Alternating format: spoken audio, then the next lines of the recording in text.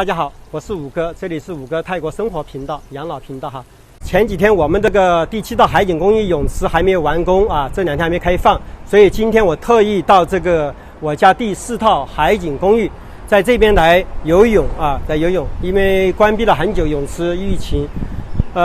来顺便呢给大家介绍一下这个小区的环境。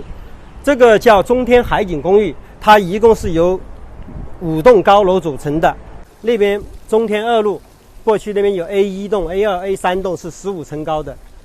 这边呢 S1、S2 栋是21层到22层高的啊，所以它那边就是海边，这边出门就100多米海边。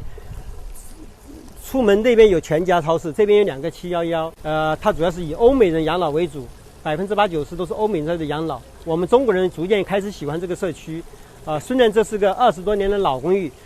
大家看看这个泳池漂亮，泰国的20年老公寓，看看那健身房，20多年老公寓，你看那健身房也有哈。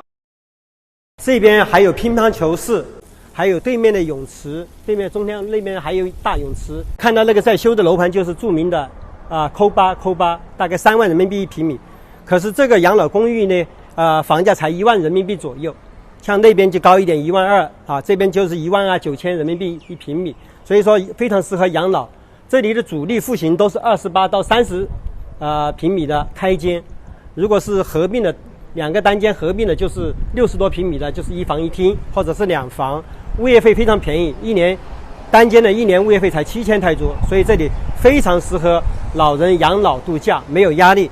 往左边走大概10多分钟就可以到那个 Majestic 菜市场，大概购物也很方便，生活非常便捷啊。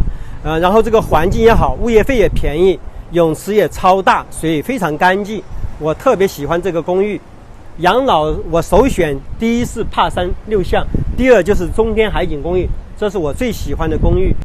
2栋楼加了3栋楼形成一个大的社区，是芭提雅最大的欧美社区啊，欧美人特别多。下面这个酒吧啦、餐厅很多的，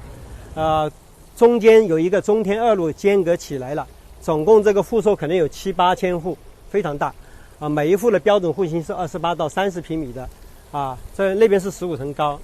啊。这里的物业费特别便宜，1年才7000泰铢，还包括有线电视啊，单间的物业费。然后这边这2栋也配的有立体车库，你看4层楼的立体车库。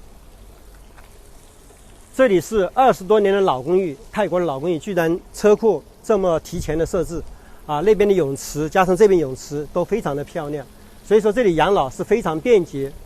养老成本也很低，生活也方便。